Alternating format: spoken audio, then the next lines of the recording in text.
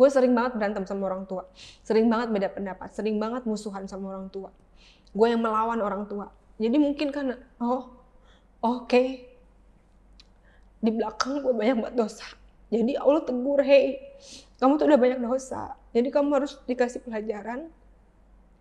Akhirnya gimana caranya? Pada saat itu gue nggak mau macem-macem ya, gue pengen keluar, gue pengen eksis lagi di dunia entertainment, gue nggak mau itu. Gue cuman pengen, ya Allah, kalau memang saya banyak dosa, gimana caranya supaya saya dimaafkan?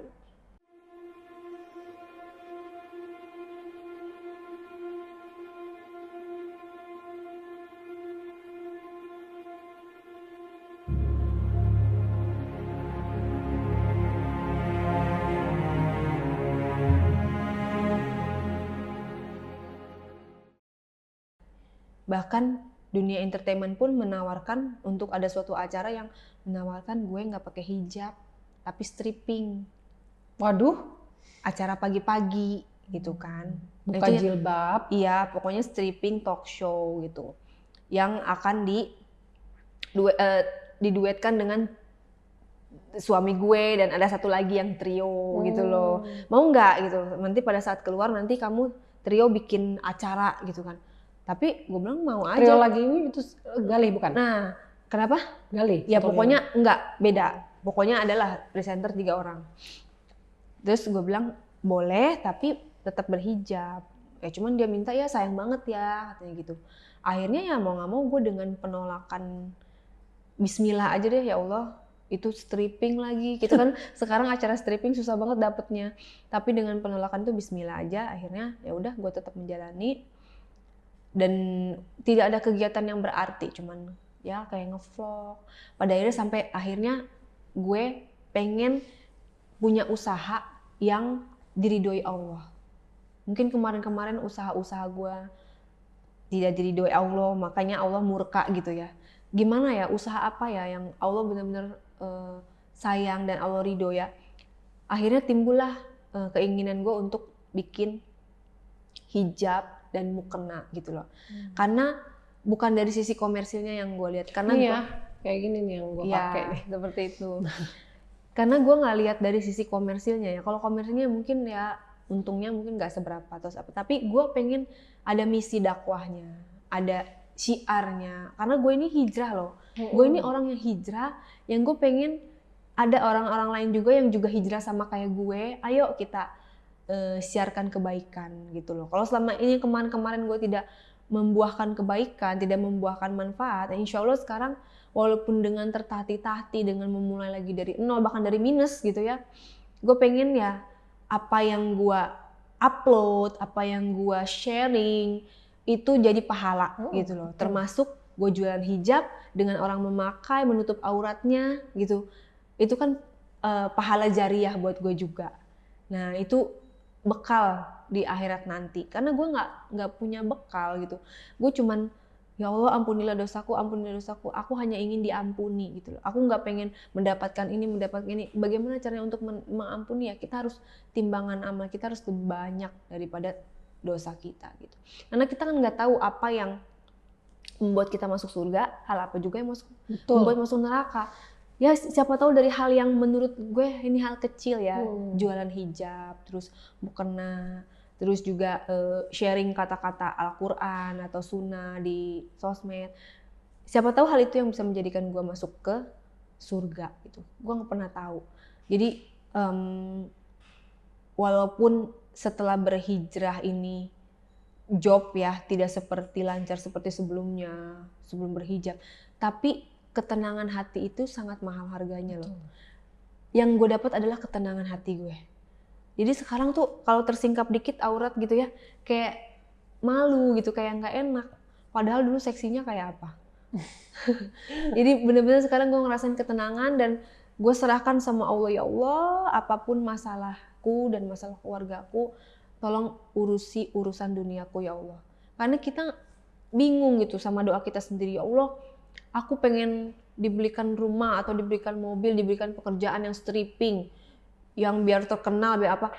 Takutnya doa gue itu bukan yang terbaik menurut Allah kan gitu. Betul. Karena kan Allah yang Maha mengetahui. Jadi gue mintanya ya Allah perbaikilah urusan duniaku. Udah itu aja. Allah Maha mengetahui. Jadi semua kesusahan-kesusahan gue udah gak mau mikirin lagi. Gue udah serahin semua sama Allah. Tugas gue di dunia ini adalah ibadah, introspeksi. Kalau dulu sampai gue takut pas mau keluar penjara itu, gue masih diterima gak ya sama masyarakat Indonesia. Kadang-kadang mereka begitu mengejudge-nya segitu. Terus gue langsung mikir kenapa gue harus pusing sama omongan netizen. Yang gue pusingin adalah ya Allah gue diterima gak amal ibadah gue kan gitu. Ada bagusnya juga. Satu Indonesia mentransfer dosa. Lo mentransfer dosa salah. Lo mentransfer dosa ke semua orang yang ngomongin iya, kita. Maksudnya ya berkurang ya akhirnya ya dosa kita berguguran. Kita nggak boleh ngomongin orang, nggak boleh gitu. ngomongin kejelekan. Ini udah berubah loh sekarang. Kadang-kadang gue juga masih belajar gitu. Tapi sumpah di dunia ini pas gue keluar godaannya banyak banget untuk kita kembali lagi ke dunia maksiat itu. Kadang-kadang kesusahan hidup, apalagi lagi COVID seperti ini, membuat kita, ya Allah susah banget sih gitu hidup di luar penjara, setelah penjara dan setelah COVID ini benar-benar semua tiarap, bidang usaha semua tiarap. Tapi dengan Bismillah, ya udah, itu dia, semua karena Allah. Jadi gue libatkan Allah dalam kehidupan gue selalu. Kalau dulu ya udah gue syuting aja, ngejar apa kek, gue ngejar sesuatu yang nggak bisa dikejar gitu, maksudnya ngejar sesuatu yang hampa, ngerti nggak? Kalau sekarang apa yang gue mau lakukan, ya Allah, gue mau usaha hijab nih, ya Allah. Bahkan gue pengen es krim pun ya Allah lagi pengen es krim. Sampai gue ngadu sama Allah, sekecil itu pun gue mau ngadu sama, karena kun fayakun gitu, maksudnya nggak ada sesuatu yang kecil pun Allah nggak bisa jadiin. Kita jatuh tersandung batu pun itu karena izin Allah, gitu loh. Daun yang jatuh mau kemana pun itu udah atas izin Allah. Jadi gue sekecil apapun ya udah gue ngadu sama Allah. Ya Allah gue libatkan Allah dan gue pasrahkan lagi semua sama Allah. Udah hidup dan mati gue terserah milik Allah, mau dibawa kemanapun gitu. Akhirnya pada saat itu akhirnya udah merasakan level yang seperti itu. Tapi ya Rey, yang namanya manusia, kalau kita mengejar dunia ya, kayak yang dulu-dulu nih Rey, yang dulu kan mengejar dunia tuh dari TV 1, TV lain, stripping presenter loh dia. Kita kalau mengejar dunia itu hasilnya belum tentu pasti. Dalam artian kita dapat apa enggak itu belum tahu ya, masih 50-50, belum pasti dapat. Tapi kalau kita mengejar akhirat, kita kerjain amalan-amalan yang baik, mengikuti aturan perintah-perintah Allah, itu udah pasti dapat di akhirat. Di situ ya perbedaannya. Jadi sekarang kita mau ngejar akhirat atau mengejar dunia. Betul. Gitu. Kayak waktu gue masuk penjara, kalau dari kacamata dunia, gue tuh orang yang paling apes, ya kan? Gue tuh orang yang paling menderita, merana, separah-parahnya gue deh. Karena orang lain banyak yang kena masalah hukum, akhirnya dikeluarkan, dibebaskan gitu kan, secepat itu. Tadinya gue pikir juga lo bakal keluar loh. Nah itu dia, ya itu karena nggak tahu kenapa ya, penahanan gue tidak dikabulkan, nggak tahu kenapa. Nah, gue berpikir, gila ya dunia ini jahat banget sama gue gitu. Tapi begitu gue ngeliat kacamata akhirat, ternyata gue tuh orang pilihan, Allah tuh sayang sama gue gitu. Allah tuh pengen mencuci dosa gue karena udah terlalu banyak, jadi pengen dienolin lagi gitu. Kadang-kadang dienolin lagi dengan cara yang singkat. 1,5 tahun gue belajar di dalam, kan singkat. Ada orang yang mungkin dia harus masuk penjara, dia harus masuk surga nih. Allah pengen kamu masuk surga. Tapi kamu harus ibadah selama 70 tahun. Gimana ya? Sedangkan umur kamu tuh cuma 40 tahun. Oh, ya udah saya masukin aja. Kamu musibah gitu kan. Tek, dia kena musibah, entah itu sakit, entah itu kehilangan harta benda, entah itu kehilangan orang yang dicintai, entah itu masuk penjara, dikasihlah musibah. Akhirnya dengan kesabaran dia mendapatkan musibah tersebut dan dia berhijrah dan istiqomah, akhirnya dosa dia langsung turun dan dia bisa mencapai surga itu. Kadang-kadang kita tuh nggak tahu rencana Allah loh. Makanya karena Allah sayang sama gue, mungkin umur gue tuh nggak sampai untuk mencapai surganya Allah. Makanya Allah dikasih musibah di dunia. Dengan begitu kita bersabar dan kita berubah menjadi lebih baik, tidak mengulangi lagi jahiliyah-jahiliyah yang lalu, mungkin Allah akan kasihkan rahmat dan pertolongan Allah. Ingat makanya gue selalu bilang, pada saat gue masuk penjara, di dalam penjara, ya Allah, kok ujian buat gue besar banget ya, sampai gue nggak sanggup. Kan kamu bilang, gue sampai ngomong marah-marah sama Allah sendiri, kan kamu bilang kamu memberikan ujian sesuai dengan kemampuan hambanya. Ini gue nggak sanggup menjalani ini semua, ya Allah gitu. Kok kamu kayak gini gitu, kok kamu tega. Pas gue keluar, ternyata gue merasakan ujian yang Allah berikan itu nggak lebih besar dari rahmat Allah. Jadi rahmat Allah itu lebih besar, pertolongan Allah itu lebih besar dari ujiannya. Ternyata banyakan manisnya daripada iya pahitnya. Gitu. Dan gue bilang, oh my God, pas gue keluar, anak gue sehat, suami gue sehat, teman-teman gue juga masih ada, semua lengkap, tidak kekurangan satu apapun, bahkan tidak ini dari COVID. Di antara semua orang pernah terkena COVID, ada yang meninggal juga. Alhamdulillah dikasih kesehatan sebegitunya gitu. Padahal di dalam sengsaranya seperti apa, tapi tetap sehat.